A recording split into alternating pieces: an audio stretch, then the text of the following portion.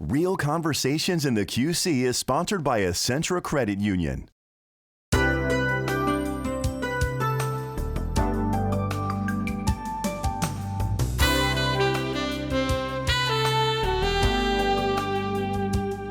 Hello and welcome to Real Conversations in the Quad Cities.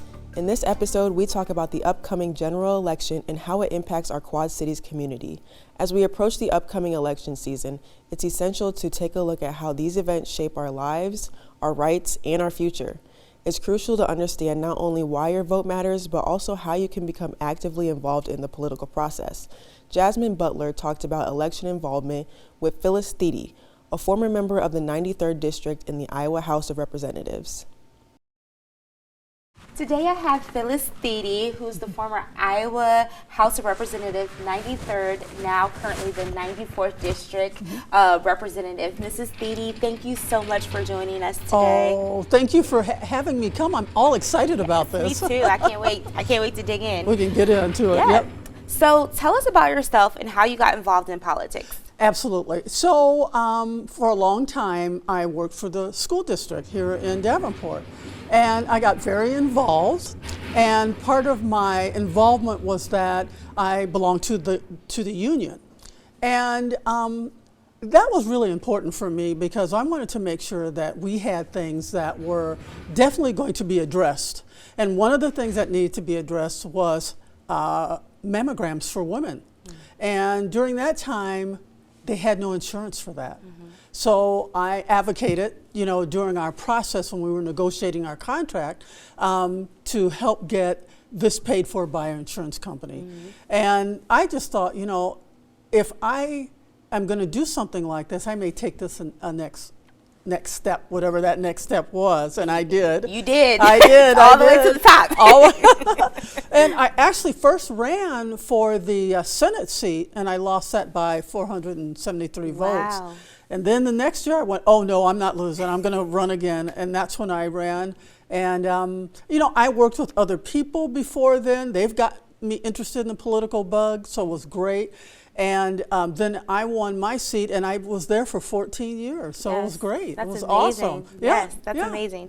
So what was your experience like representing the 93rd, now 94th District in the House of Representatives? It was, I want to tell you, the learning curve was high.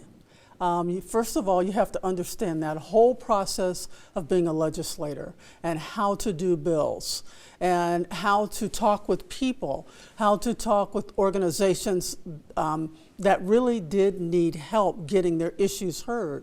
So I watched, I had a mentor, and he helped me get through that. Thank you, Jim Lycum. I have to give a little shout out to Jim. Yes. And he's the one that helped me and mentored me through it, told me how I need to talk with various organizations and people, and really got me through that tough process. Yes. And then the rest of it is, you learn on your own. And so I did that as well. Yeah. So we have to mention that you were the first African-American woman in this role as well. So I was. Congratulations to you for that as well. So tell me, what was that like? Well, when I first, thought about running, I was scared. I was absolutely scared. One of the things that you have to do is you have to go and knock on doors. And I thought, oh my goodness, that is going to be kind of frightful. Yeah. But I did it. And I thought, how are people going to accept me? And I thought, Phyllis, just be yourself. Just be yourself, don't worry about it. So I was myself, and when I went to the doors, it was absolutely phenomenal. Yeah. The people were very friendly. They were anxious to talk to me about their issues. And I did that every year. And I want to tell you, the interesting part about it was that whenever we went into the neighborhoods, I would say, okay, guys, it's a party. And so they knew I would come. And they were used to me coming. It was, even to this day, people say, I remember when you came to my door. So it is absolutely fantastic. If you put that effort in, it really works. Yes. It really works. That's so great. Yeah. Aww, and I understood it. Yes, that's so great. Yes.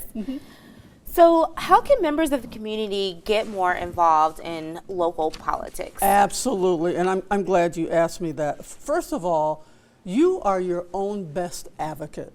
You have to understand that nobody understands your issue more than yourself.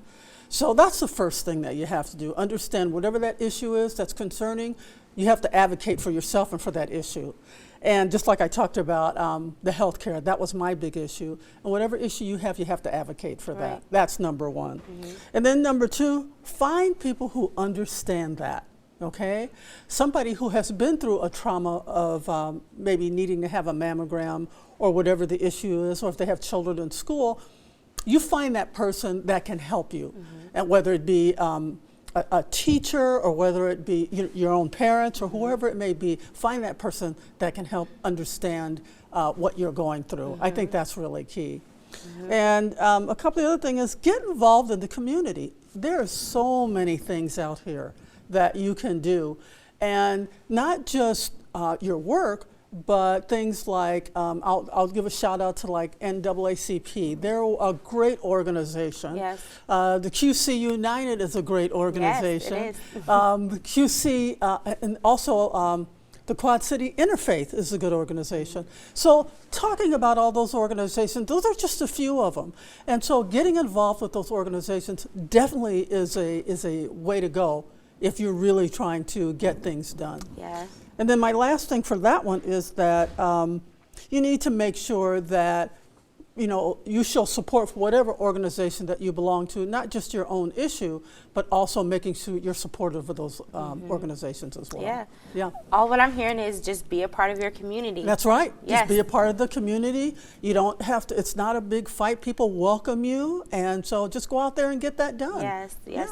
Yeah. I think that's the biggest struggle for a lot of people Yeah. is one, finding these organizations. Right. So knowing who to talk to and then getting Yes. involved. But they're out there. They Yep, are. They're out there. They are out there. And the other thing is I was going to say, and the biggest one is your church. Yes.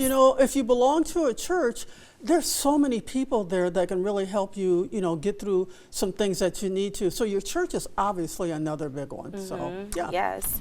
So there's always a huge push in voting during the general election, which Yeah. we're currently in. So why is it important for people of color to vote in both the general election but also the local election? So let's start with the local election Let's do the first. local, yeah. Yeah. The reason why, as you know, right now we have things going down like the auditor's office, and we have soil and water and all of those political positions that are out there to be voted on.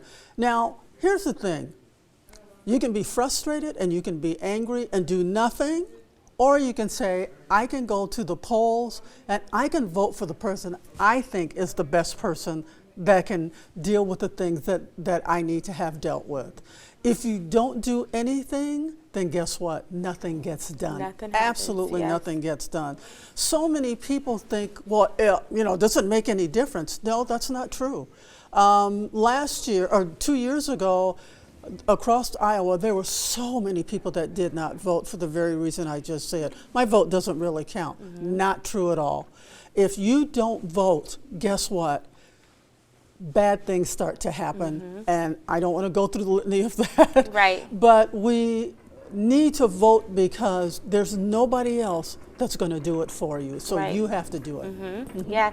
So, that's local level. So I feel like a lot of voters, they have that same thought process when it goes To the state.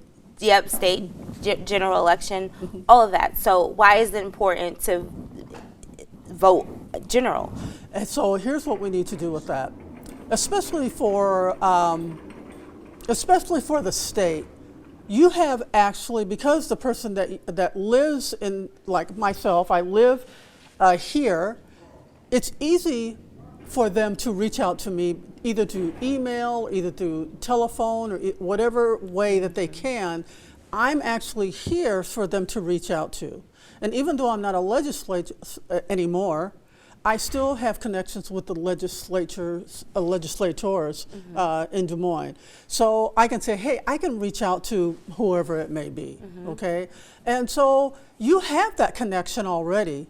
I don't want people to think that they don't, but you already have it. So reach out to those folks. And then what you can, the other key thing is, and I don't know if people realize this, anybody can write a bill. All you have to do is get that legislator to hear and talk about why you want this particular bill to go through. I did not know that. Yep, anybody can do it. And I talked to some little kids from the Boy Scouts, and I said, you realize you guys can write a bill too? You just have to have your parents help you. So we talked about that, and the kids were excited. And so at any age, anybody can write one. You just need the legislator to help put that through for you, and they'll help craft it and do all those things. So that's really, really important. So you don't have to be stuck. You can take ownership of that. Yeah, so the key takeaway from this is your vote does matter. It does. On all levels. It does. And we just have to get out because our voice matters. Our voice yes, matters. Our voice it does. matters. It does. It does. So with the upcoming election, what are some of the main focuses for people of color here in the Quad Cities? Okay, that's a good idea. So as you know, we had a housing issue, what is it, a year or so ago? Yes. And that's something that we really need to take a look at. What can we do to make sure housing is affordable? That's number one. And making sure that the folks who are helping them, there are organizations out there that do that, okay? And so you just need to find out how you do that. I think the most frustrating thing for people is that renting is a really hard process. And so, you know, you kind of get pushed around a little bit, but you don't have to. Again, talk to people in the know about housing and what you need to do to get good housing, you know? I think the other thing that is public education. I know we have started a process of the voucher system, but public education is still our mainstay for children. Without public education, kids don't have a chance. We need to make sure that we have public education. So we need to advocate for public education every single day. Yes. Okay? Yes. The other thing is people love good paying jobs. Now, do you realize it's been 2008, I want to press that really hard, since we have raised the minimum wage. Wow. Yeah, 2008. I did not know that. Yep. In the state of Iowa. In the state of Iowa, we are one of the last holdouts. There are other states that do that same thing. But I think we need to keep fighting for that. Yeah. Now, I know that people say, well, a lot of private businesses pay better than that, but you look what's happening right now. Look what's happening with John Deere. They're laying more people off. And so we really do, you know, and Cargill, it was another big place, and now that's closed down. So we have got to start looking at raising our minimum wage, because we can't keep existing like this. And so that's the downfall of keeping us pressed down low, you know, for people of color. And I hope that people really start to think about that, because I think that's really key. Yeah, me too, because it literally affects our whole being. It does. You it know, does. where we live, where we lay our head at. Yes. How we teach our children. Yes. You know, and how we make money. So and how we make money. It's all key factors on us. It is. Again, being just human beings. It is. And healthcare, just one other piece, is healthcare is a huge piece. Yes. And so all those four things alone, they are just the things that we have to have. And like you said a minute ago, you have to be able to lay down your head when you go, you know, when you sleep at night. And that's really important for if you're a parent or if you're single, whoever you are, if you're elderly, whoever you are, you need to be able to do that. Yes, yes. Yeah. I couldn't agree more with those issues for people of color, that we need to, you know, come together and really make a difference in this community, for sure. So, Ms. Dee, is there any other information that you would like to share with our viewers? I would. Yes. I got a few things here. It's not very many. All citizens, and I know this sounds kind of silly, but you need to think for yourself. When an issue comes up, yes, go to someone that has knowledge, but then at the end of the day, you've got to think for yourself and make sure that it's advocating for yourself. So whatever they tell you, say, okay, that makes sense. How does that affect me? So that's number one. Number two, just be informed. And how you do that, there's so many different sources. Now, I know a lot of people say the internet is not necessarily the best way, but there are things on the internet that are good. Look for those things that make sense to you, okay? And then I said, do your research. You know, that's the thing, do your research. If you do your research, that makes it better for yourself and your family. Yes. So you have to do that. And again, talk with people who are knowledgeable, people who know what's going on, okay? And not somebody who maybe has a, you know, they may think, oh no, it's this way because, you know, I've seen it done this way. That could be true, but make sure this person is knowledgeable. I think that's what's really important. Yes. Make sure you're willing to hear, receive, and act upon the things that are important to you. Yes. Okay? And then my last thing is, no one can advocate better than yourself. Yes, for yourself. For yourself. Yes, Yeah. I love that, Mrs. Dede. Yes. Okay. Well, thank you so much for joining us. Oh, thank you you bet. for being a huge voice You and bet. representing the Quad Cities. Oh, sure. And Davenport North. Yay! Yes. It's been a pleasure chatting with you. Okay, thank you so Thank much. you. Yay!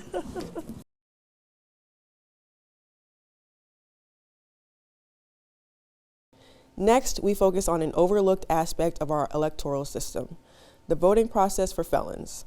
Tim Stinson talked to Dwayne Hodges, who has been formerly incarcerated, about the challenges and opportunities that individuals with felony convictions face when it comes to exercising their right to vote. So welcome, Dwayne Hodges. I appreciate you being here today and talking about, you know, ex-felons getting the right back to vote, the importance of it, the why behind it, and possibly the process of it. So just to kind of get started, I want you to share your journey, getting your right back to vote, and your journey and some of the journeys that you've seen outside of yourself. Okay. Well, for me, it was kind of a journey. For me, I've been kind of a person that thought about politics for a long time. I've always been into who was president and who was the mayor and who was all these different things.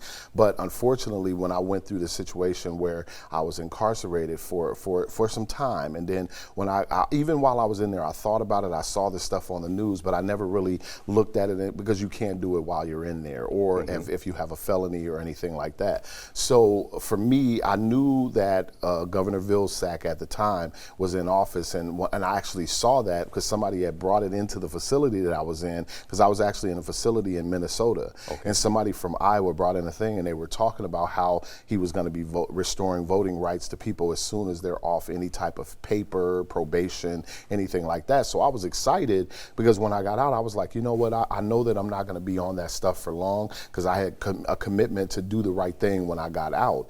And so when I went through that process, I was able to get my voting right back right after I got off. So it was roughly about 2 years after I was released from any type of physical incarceration. And so I got a restored right, and then I ended up, for me what it was just years. I voted through many elections and I believe it was around 2008 between those years. But it wasn't until around 2019 I was helping out with a local organization, and it was about working with individuals restoring their right to vote. And because it was a big concern around the 2020 upcoming election, and of course we all know what was going on right around that time with the pandemic and all these things that were happening, what was about to happen. And so what happened was I said, you know what, let me just see, because I want to see if I can get my right back in the state of Iowa. And so I put in a clemency application to the state of Iowa in order to be able to get my right restored.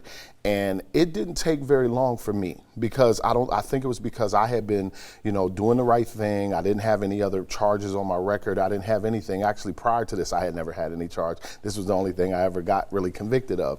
But at the same time, I didn't have all the stuff and the barriers that other people may have faced because they had extensive criminal histories. And so when I went through, I want to say it probably was about a month, and then I got this document back saying that my rights were restored, and it was a restoration of citizenship document. All right. And when I got that back, basically gave me a right to vote, but it didn't give me a right to bear arms or anything, but it gave me a right and my citizenship right back, which was really odd to me anyway. So Dwayne, let me ask you this, because backing up a little bit, I think a lot of people did not know the process. So right when you come out, It's not that you have the, you get the ability to vote again. Like you said, you have to go through if there's any probation period and et cetera. And that was about 2 years. Yeah, and so now it's totally different. You don't have that right anymore. So individuals that are stepping out of incarceration at this time, they actually have to petition the governor of Iowa in order to get their restored right back. Okay. You know what I mean? So for us that might not have been incarcerated or whatever, how do you know the process? Is there someone, help you with that process, or how do you know coming out, this is the process steps I need to take to get my rights back? And the thing is, that's the thing. We live in a digital age, you know what I mean? It's so easy to Google something and then just to find out the information that you would need in order to do pretty much anything. And for me, that's really what it was. 2 years ago, I Googled how to restore voting rights in Iowa, because I lived in Iowa. Restore voting rights in Iowa. And when I pulled it up, that application showed up. So you fill out, it's an application on the governor's website. You fill out that application, put all your information in there, and basically it's just all kind of information about your background. It talks about talks about your credit and all kind of different things. It asks a bunch of different questions. You put it all, you submit it to the governor's office. It's all electronic, and you could just submit it to them. They have a paper copy as well, but you submit that document to them, and then the governor makes a decision once it comes across her desk. All right. So going through the process, did anything really surprise you? Anything stand out or made you really, I didn't think about this. Yeah, honestly, some of the questions on there, from remembering the application, I was like, why do you need to know my credit? You know what I mean? Why do you need to know, it was like they was talking about all my, not necessarily my past, but they asked about any charge you may have received in any capacity. For me, I actually had a federal charge, so I didn't even have a state charge in Iowa at all. My charge was a federal charge, but because I lost my right through that federal charge, I had to go through that process in order to get restored. But again, mine was kind of, I guess you can use the word grandfathered in because it was under another administration. Right. But when this new administration came in with Governor Reynolds, that changed the whole dynamic of how they did that. And I know in Illinois, because we were working with the organization that I was working with locally, they worked with Illinois as well. And I know in Illinois, though, they also now, because under the current administration, all you have to do is just get off paper, get off probation, get off those things, and you get your right to vote back. Okay. How did you feel that first time after you got your rights to vote again, that citizenship right to vote again? How did that make you feel the first time going in? For me, it was interesting because like I said, I had already done it. So I was excited to be able to do it because especially at the time I did it, it was during the Obama administration. I was excited. I was like, yes, I get to vote. And even in 2012, I got to go to one of the rallies. I was on the stage standing behind Barack and Michelle Obama. So it was pretty awesome. But 2020 was a very interesting year for the election. And when I got that back, which I got it back, I'm looking in January of 2020, and then the election that was in November that year, I was really excited, to be honest with you, because I was like, you know what? I know the way that I vote. And I was like, I'm excited to vote for the person that I'm voting for at this time because it was opposing the person that I wasn't voting for. Okay. So I was really excited about that. And just to have that right, like I said, that the letter that I received, I think we were going to show that when I got that and I got the restoration of citizenship, I was a little perplexed by that because I was a person I was in the military. I served the country honorably. Okay. I had a lot of different things that were good for me. But when I saw that, it kind of made me feel a little bit down because I was like, man, yes, I messed up, but you mean to tell me my whole right as a citizen was taken away? Wow. And when I saw that and my name was on it, it just I guess how they say nowadays, it hit a little bit different when I looked at that because I was like, man, I really literally lost the right to be able to do anything that any other person could do. And it's a little bit demeaning, it's degrading, you don't feel as good about it. But I'm grateful that I persevered and just continued to pursue the aspect of doing that. And at that time, I was actually working with them to get other people that had their rights taken away. I was working with other people trying to get their rights restored as well. Okay, good. And I know we talked about, and we could sit here and talk for days, which we did earlier before we got on here. Right. So, but for those who are watching who coming out of incarceration right now, and they why should I, vote again and stuff? What's the process might be too long. What can you say to them right now that are listening? I would tell anybody you can't complain about a process if you're not engaged in the process. You can't complain about what's not happening for you if you don't want to put yourself in the middle of what's going on. Because when you get out, you're already going to face the challenges of just basic things like housing.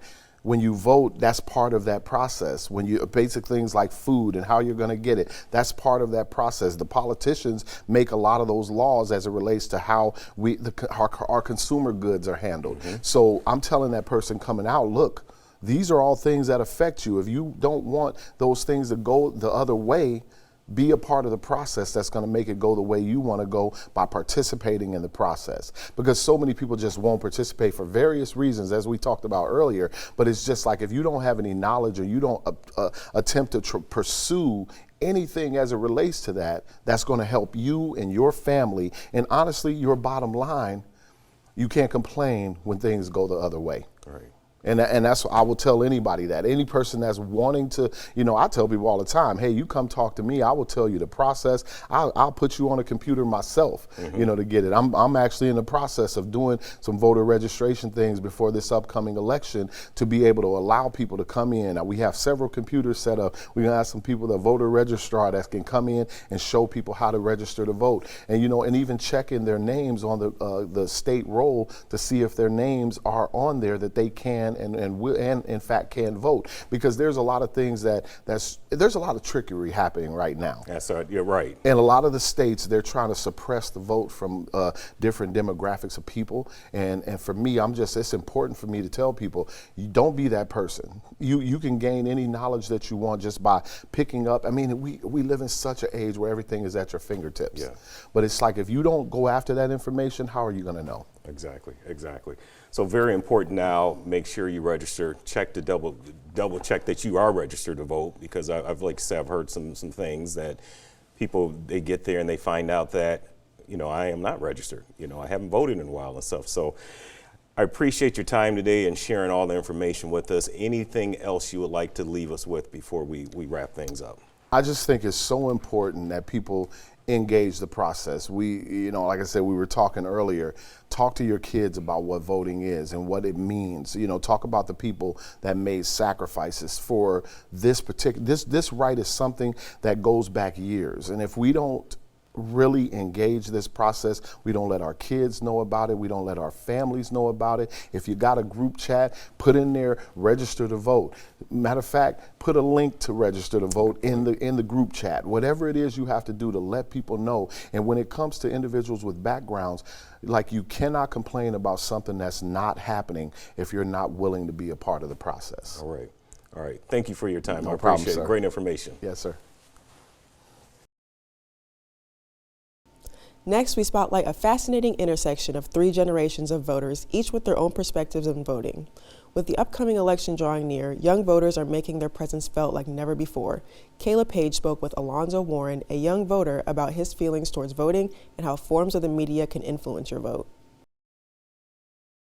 So how often, if at all, are you influenced by political commercials or advertising seen on social media platforms such as Instagram, TikTok, Twitter, or X as we call it now, instead of doing your own research into various candidates? I would say not very often. I try not to let any of the social media noise influence my decisions. Definitely always been type to do your own research. I think that's big with how easily we can access and anyone can publish information and stories. Now you're throwing in AI with that, and you can basically build and create whatever you want, and anything can gain as much steam as its supporters, followers want it to, quote unquote, going viral. So yeah, I think definitely try not to get much information from there, simply because one, is usually biased towards either side, and then you just don't know what's real or not these days. Absolutely. Yeah. Could not agree more. Especially like I said with the AR part of that, like it's just kicking up into high gear, especially, everything is it's hard to tell what's real from the fake. Absolutely. Now for someone of your age, what is a key issue for you as an individual as it relates to what you're looking for out of politicians right now? Yeah, so I wouldn't say I recently graduated college. I graduated in 2019. So definitely got kind of blessed with I wouldn't say blessed, but COVID and student loans being paused while they figured that out.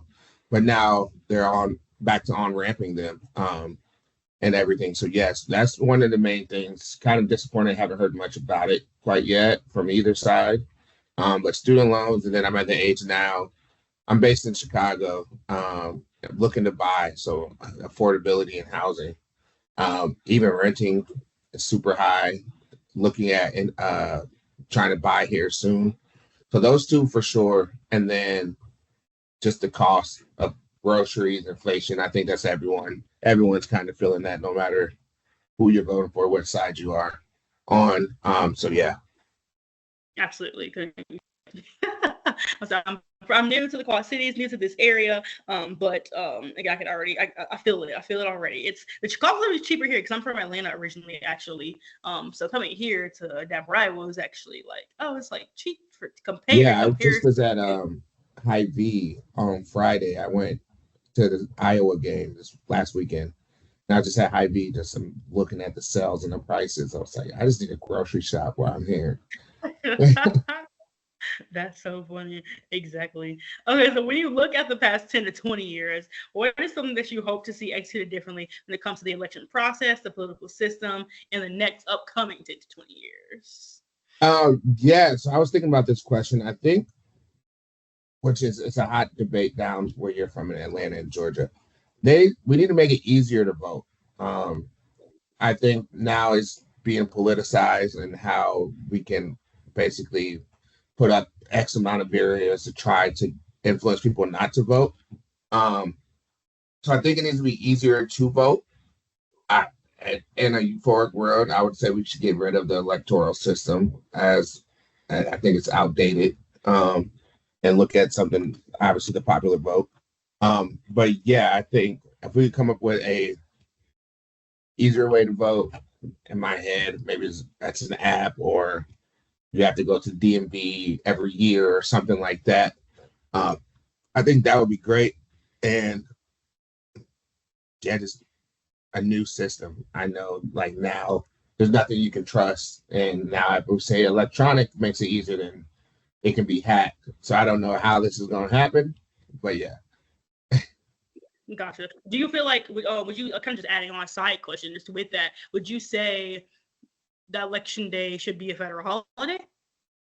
I think yes, I would say yes, but I think it's not as necessary with the technology we have now. It does. I don't know your voting experience, but I don't spend more than 1 hour to go vote. We have so many different early voting places, and just the sheer amount of certified voting places where everyone should be able to vote within a few hours. I know a lot of companies do give you like four hours to take off to vote. So I think that's great.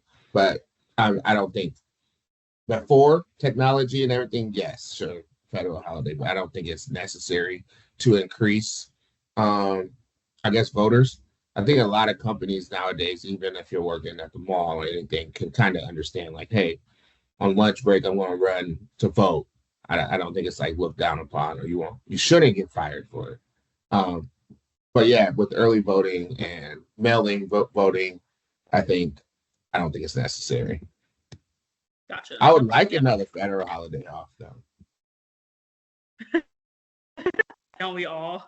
Wouldn't we all?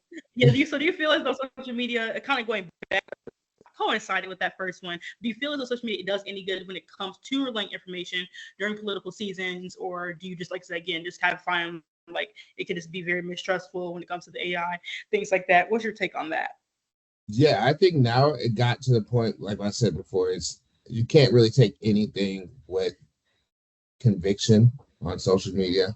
I mean, I like to follow whoever, I'm voting for. I can see their campaign, but it's clear that it's all bias. And I think when you're voting, you don't want a biased take on things.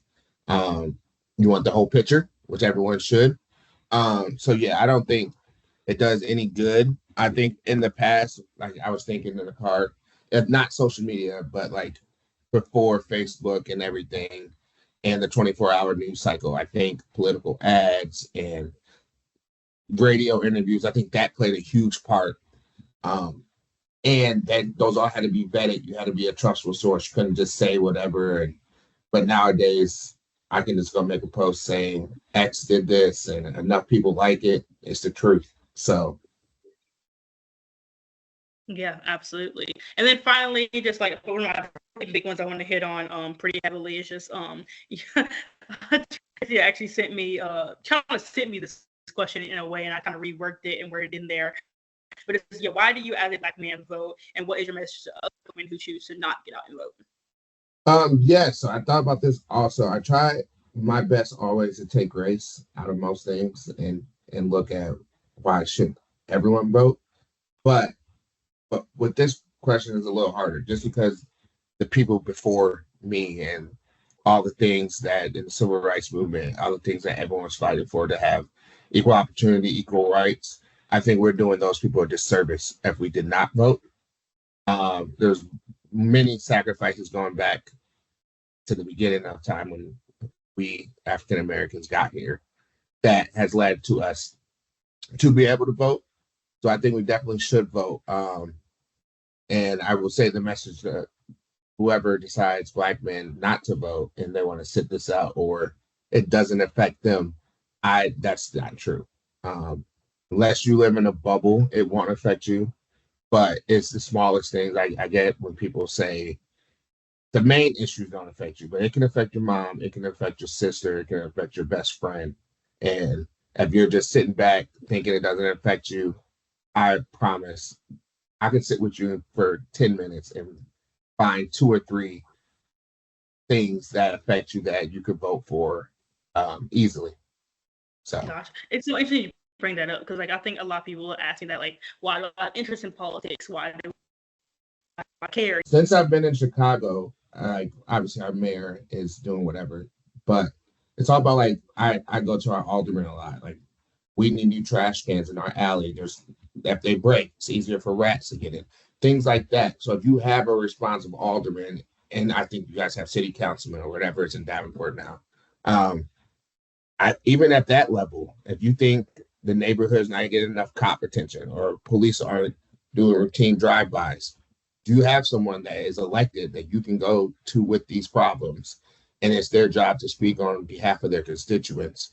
But when most people get like this big mind of I'm only voting for the president, like, no, you can go all the way down to the local elections where you think it doesn't matter who's sitting in City Hall, who's deciding what parades are going to get approved, who's going to get new sewer lines and all these little things where it blows my mind when people just like, no, I don't want to be interested in it, but still live there. And you're paying whatever tax at that rate. You're just letting them decide everything about your life that you don't have a say in. Yep, I'm very big. One thing I've always said is I'm like, you can't complain if you don't vote. You cannot complain. I am very big on that. I live by that pretty much. Yeah, that is the biggest thing. You cannot complain if you're not doing nothing. Now, if you did something, you can be upset. But obviously, if it doesn't go your way, that's just another way to go harder the next election. So we'll get more involved. So absolutely. Now, are there any questions that I'm missing? Anything else you want to add or throw in there? Anything I didn't ask? Did you want to touch on? No, I just go get out and vote. There's so many resources now where you can check if you're even registered, how you need to register, where you can go, what do you need to bring. Things like it's easy. Just get out and vote.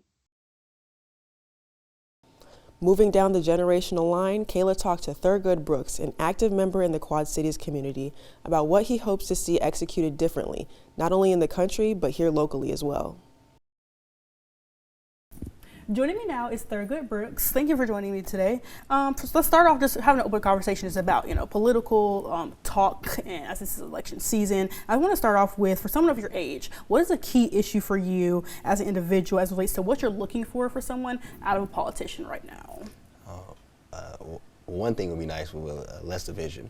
I think, especially folks in our age group, we do not. I think we're sick and tired of the bickering back and forth, seeming like no one's looking for solutions, right? I think it's always okay to disagree. I do that often with some friends and whatnot, but ultimately solutions are what we look for, right? And so I think that is the top of a lot of discussion I've had with a lot of folks that I associate with, and we discuss, and people I talk to on the ground. But as far as policy issues, I think the environment is very important. I think there's growing concern. We're looking at 2 hurricanes hitting Florida back to back, and potentially more, right? You see how things change here in our area with the derechos and changing of climate, tree equity, and everything of those sorts. So I think the environment is huge, but also honesty and lack of division. Gotcha, absolutely. And that kind of is a great pivot to my next one, which is, in a time when you feel like there's any kind of desire or ability for all generations to come together to agree to disagree when it comes to certain issues, when it comes to just how they stand on various political issues. Is there any room, do you feel like, for everybody to come to a point where they can just agree to disagree? I like to think so. Honestly, do I feel it could happen? Yes, it could. But it's a decision you make, right? You have to make a decision to have disagreements with folks, but recognize that that doesn't make them any less American, right? In fact, it's American to disagree, I believe. That's what makes America what it is, right? But in order to do that, you have to focus on what people call mutual interest. At the end of the day, regardless of what side of the quote-unquote aisle you sit on, if you are on one at all, we all want the same things. We want a safe neighborhood. We want good schools. We want our kids to be able to go to the park in clean areas. We want homes that are stable. We want to be able to have a little money in our pocket to enjoy what we do and take care of our bills. That's what people want, absolutely, right? And if we can agree to that, I don't think there's anything we can't accomplish. So it's coming to a common ground. It's kind of what you desire. Absolutely. Gotcha. Totally. Absolutely understand that. Now, when you look at the past 30 to 40 years, what is something you hope to see executed differently when it comes to the election process or the political system in the next 30 to 40 years? I would say involvement. I think the lack of involvement, and as it declines, actually, especially locally, is very scary. Coming from someone who has ran for mayor, lost by a couple hundred votes, and ran for state rep and lost by 23 votes in a primary, I have a two-sided experience with this, right? Mm-hmm. As far as the lack of engagement. And I believe that if you engage, that's how you will be able to change some things that we talk about at our kitchen tables or on the porch or on the back stoop, right? Is engaging instead of staying out of it. And so as a coach, I would say, I don't regret the hours I put in game planning when we lose, right? Mm-hmm. I do it to win, right? But if we lose, I don't regret the time I put in, gotcha, right? And so what's the lesson learned? So if I don't have a game plan to vote, right, win or lose, you follow what I'm saying? Absolutely. So those are the things I think we need to look at it like. Absolutely. For you, it's a personal touch. So tell me more about that. I've talked to a lot of people. Just why does local coverage matter to you, or local voting and this kind of that kind of way of operating? Why do you feel like local elections matter? Of course, president and vice president are important, but why do you feel like it all starts locally? How people interact politically here? That's where it gets done. Actually, you turn your water on that city, right? In some areas, it might be county. Right? Everything you do day to day, the decisions that people make at the local level, whether it's a school board, whether it's a county board, your city council, mayor, they directly impact your lives, regardless of federal policies and things that come from those. the money trickle down to the local level and is dispersed by decisions of your local politicians, right? And so that understanding is critical to understand that it has more of a direct impact, right? And it's real time. And actually, president has a role. We don't live in an oligarchy where he's a king, he or she's the king, that is able to just make a law and go. It's really democracy and things work with even your congressional rep is local. So that's important. Yeah, absolutely. Now, obviously, you plan on voting, and I'm curious to know, what is your voting plan like, and just do you have any concerns as it relates to voting here in the Quad Cities, during this election process? I'm one of those, I guess, old school types that likes to go the day of. I typically like to go early in the morning, right before my workout, and go with my sister and my brother, and knock it out, right? And so that's what I do this time around. And I think it's important for folks to understand that it is important to have a game plan behind voting, understand that you can go the day of, you can go earlier in other areas, but also just get it done. Taking time, it's 5 minutes, get it done, and it's real simple, and you won't regret it. Absolutely. When it comes to those local items on the ballot, what changes do you hope to see when it comes to Iowa, Illinois in particular, as a result of this election? What is kind of your end goal after this election is all done? Then go as far as certain policy. Certain policies, yeah, or just officials that are in office, either or, yeah. Well, ultimately, I want to see folks get out and vote for people who are honest, people who care about what's going on, who are qualified in the sense of understanding and knowledgeable and willing to also work with folks who are qualified in areas where they may not be as qualified, right? And folks who are not divisive. Absolutely. That's what I like people to go out and vote for. Understood. Absolutely, I get that totally. Now, finally, just my last one is just in a time when so much of the current generation gets their political views and information from social media. Where would you say kind of your beliefs have stemmed from? Whether that be school, work, your family, church. Where would you say your beliefs have stemmed from? Well, I think it's a little bit of all of that, right? I think the base of it starts with my family growing. That's who raised me, right? And then being in church, people you meet at school, and it evolves, right, throughout your life and things you experience. But you do have a base level of foundation. And so for me, it was very simple with my family's activity civically, especially my dad, and my mom being involved heavily in the church and civically, my grandparents and whatnot. So the consciousness is there, and it's a simple understanding of our responsibility to keep the democracy churning. Understood. Well, thank you so much for joining me. I appreciate it today. Great messages overall. You want people to just get out there and act on their civic duty, right? So, absolutely. Totally get that. That's a dream of mine. That'd be nice. I gotcha. Thank you so much for joining me. I appreciate it. Thank you. Shifting the focus to a generation that has experienced decades of the voting process, Kayla Page talked with the older generation about where their beliefs came from and issues they believe are important when it comes to what they are looking for in politicians. Well, I'm looking for someone that's got some moral about themselves and that cares about the American people and want to make things better for all people, not just Black Americans. And I want them to care more about the seniors. Well, I'd like them all to be trustworthy, but that's a little hard right now. But somebody that actually is going to fight for the things that help everyone, not just a certain demographic. The working class has so much struggle. Somebody needs to work and look out for them, because the working class is what's making America move. I'm looking for honesty and integrity.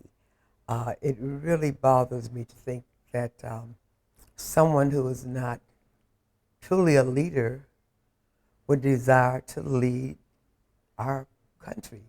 We're just so complacent, we just satisfied with what people hand out to us. I feel like we need to get on board, and not just for a presidential election. We need to get out and vote for mayor, city council, all of it. So we have qualified people here in the community that can do jobs, but a lot of them don't do it because we don't get the support that we should. I do have concerns. I feel that our younger generation doesn't take it as seriously as they should. I know, like I was telling other people, that our ancestors fought for African American people to have the right to vote and for women to have a right to vote. So I think all of us should be out there and just keep that legacy going, because so many people fought for us to be able to do that, and so many people take it for granted. I encourage you to get out and vote and know that we can do this. It's very important that you do this. I'm begging you to get out and vote, vote, vote. I want them to know that each person can make a difference. Sometimes we think that only the people we read about in books or we hear about in the news, but I want them to know that they individually can have dreams, do things, care, and just be determined to make a difference and make the world a better place. Joshua Blount spoke with Frank Holly with the Rock Island County NAACP about voting forums and events that took place in I'm joined by Frank Holly, who is the co-chair political action with MetroCom NAACP. How are you doing today? Doing good, sir. How about yourself? I'm doing great. So, things have been busy for you the last couple of months. Just talk about some of the political events that you have been involved in. Well, we've had a couple of really top events that we've done.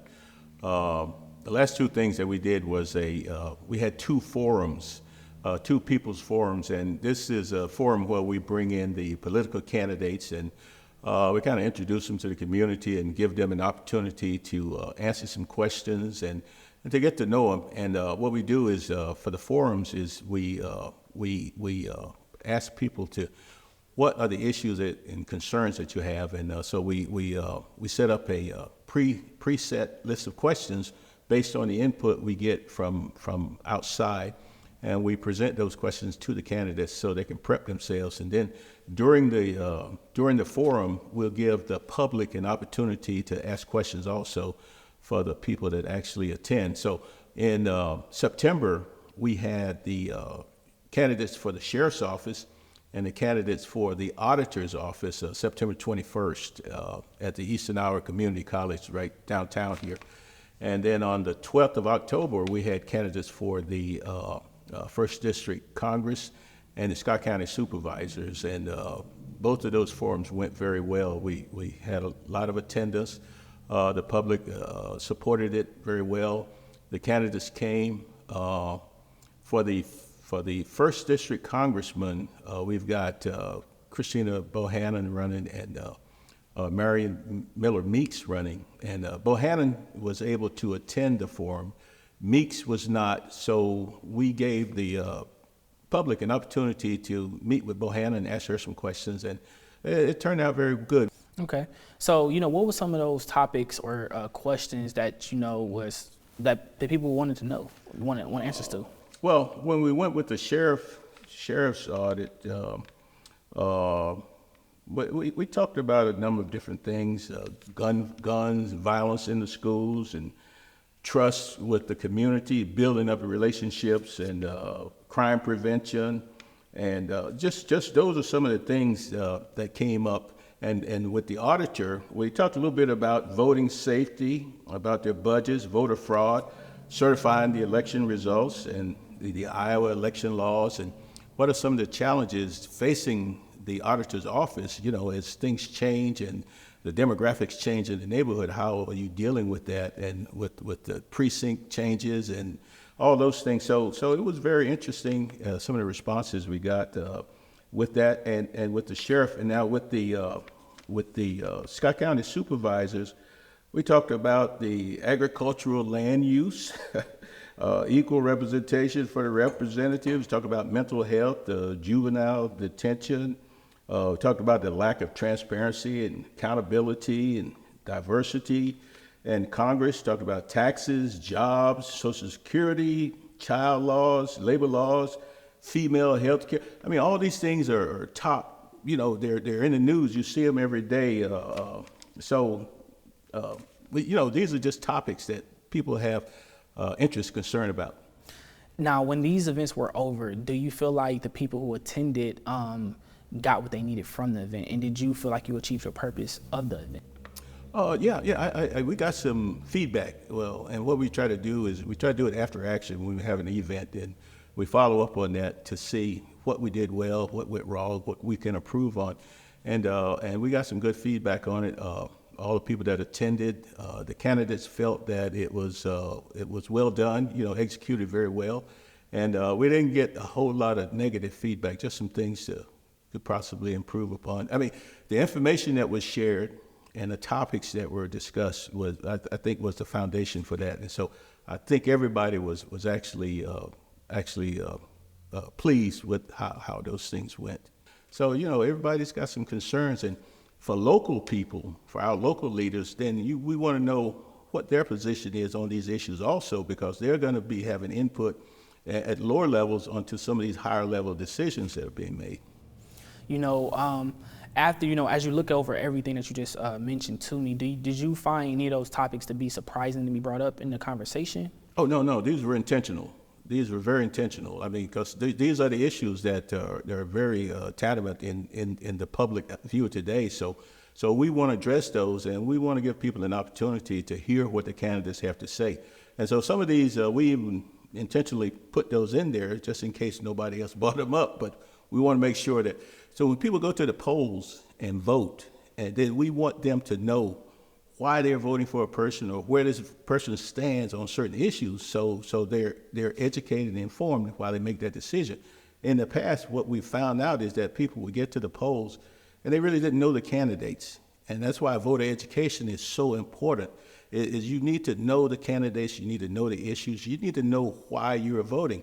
And I've talked to people and said, well, I didn't really know these people when I got there, but it was name recognition because I saw the signs in my community, and you know, and we try to get around that. We try to make sure that doesn't happen if we can help it. You know, speaking more about voters education, I was going to ask, you know, why are forums like these so important for you all to hold in the community and get people involved? Oh, absolutely. It's so important because number one, it brings attention and awareness to the election process. I mean, sometimes people aren't really even aware that there's an election going on.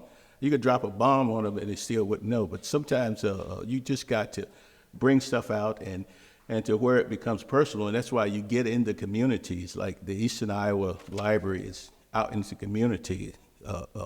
The Eastern Community College is here locally downtown. So at different points, we want to introduce those people into the community. So it brings that awareness. So it's very important. Were there like a lot of youth out there? There were not a lot of youth, unfortunately, and one of our target goals is to target youth, and we do have programs that are specifically targeting youth and the younger adult population.